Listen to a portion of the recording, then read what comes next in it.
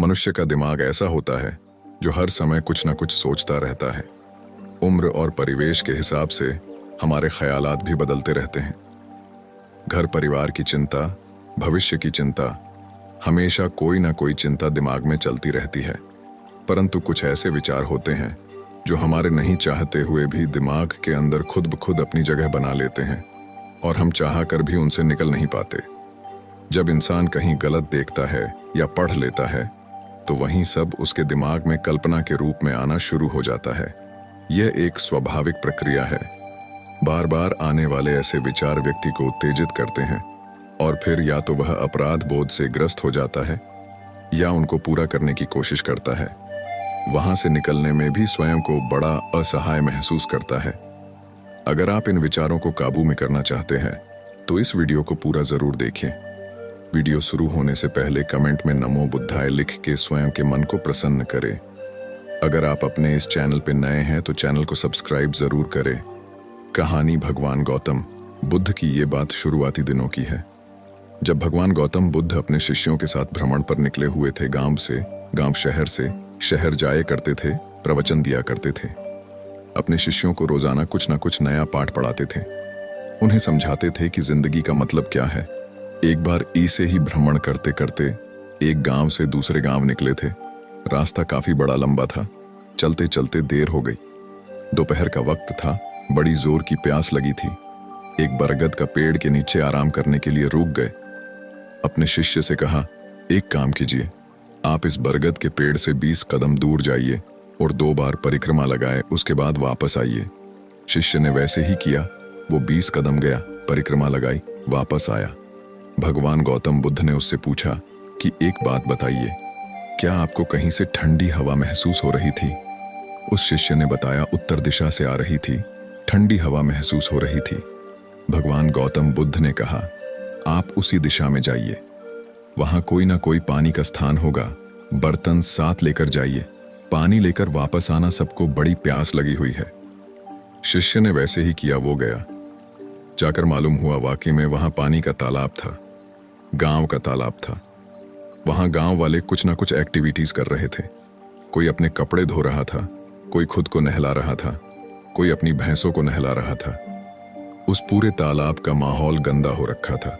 इतनी भीड़ वहां हो रखी था, सारा पानी मैला कर रखा था।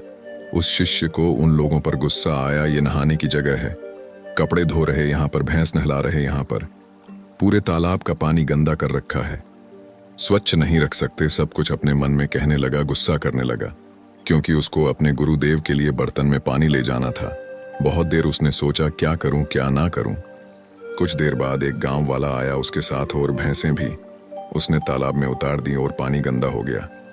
उसको चाह करके भी कुछ नहीं बोल पाया, क्योंकि गुरुदेव ने सिखाया था शांत रहना। वो शिष्य वहां से वापस आया, वहां जहां वृद्धक के पेड़ के नीचे, जहां भगवान गौतम बुद्ध अपने और शिष्यों के साथ बैठे थे, और आकर के माफी मांगी, मुझे माफ करें भगवान, मैं आपके लिए पानी लेकर नहीं आ पाया। उन्होंने पूछा, क्या बात हो गई? वो फिर से जो गुस्सा अंदर भर के बैठा था उसने वो निकाल दिया। वहां तो हाल बेकाल हो रखा है, कोई नहा रहा है, कोई कपड़े धो रहा है, कोई भैंस नहल रहा है, पूरे तालाब का पानी गंदा कर रखा है। वो गंदा पानी आपके लिए कैसे ले आता? आपको गंदा पानी कैसे पिलाता?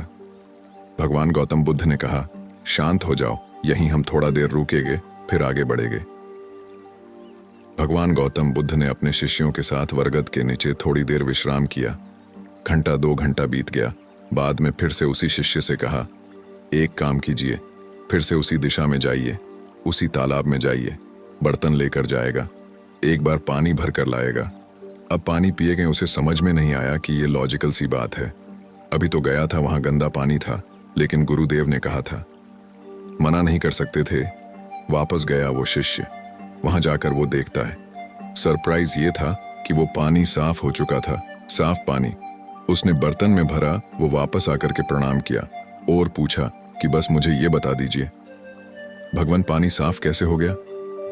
गौतम बुद्ध ने कहा, जब सारे लोग वहां से चले गए, अपने जानवरों को लेकर के चले गए, तो अपने आप जो गंदगी ऊपर आ गई थी वो सारी मिट्टी नीचे बैठ गई और पानी तो पहले भी स्वच्छ था। मैं वापस से स्वच्छ देखने लगा। भगवान गौतम बुद्ध ने अपने शिष्यों को समझाते हुए एक बात और कही, जो मैं आपको बताना चाहता हूँ। बात बहुत ज़रूरी है।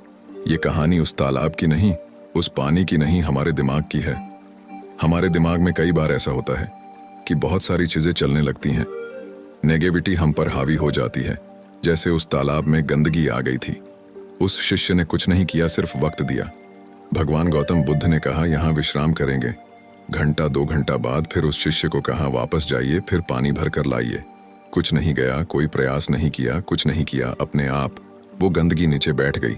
वैसे ही दिमाग में जब नकारात्मक सोच हावी हो जाए तो कुछ नहीं करना, अपने आप को टाइम देना है। आपको लगता है कि आपका गुस्सा हावी हो जाता है, आप लड़ने के मूड में आ चुके हैं, उल्टा सीधा बोलना है, उस समय कंट्रोल करें। अपने दिमाग को शांत रखें, कूल रखिए, कोई जोर मत दीजिए, समय पर छोड़ दीजिए। आपको लगने लगेगा कि आपकी भी गलती थी। छोटी सी कहानी लेकिन बहुत बड़ी बात सिखाती है। वक्त दीजिए, समय दीजिए। वक्त देने से तालाब का पानी साफ हो सकता है। दिमाग में जो गंदगी है वो नीचे बैठ सकती है, और जो पॉजिटिविटी है वो आप पर हावी हो सकती है। खुश रहे, प्रसन्न रहिए, अपने आस पास के माहौल को पॉजिटिव रखें। मिलते हैं अगली वीडियो में। वीडियो पसंद आई तो लाइक करें, अपने चैनल को सब्सक्राइब करें। नमो बुद्धाय।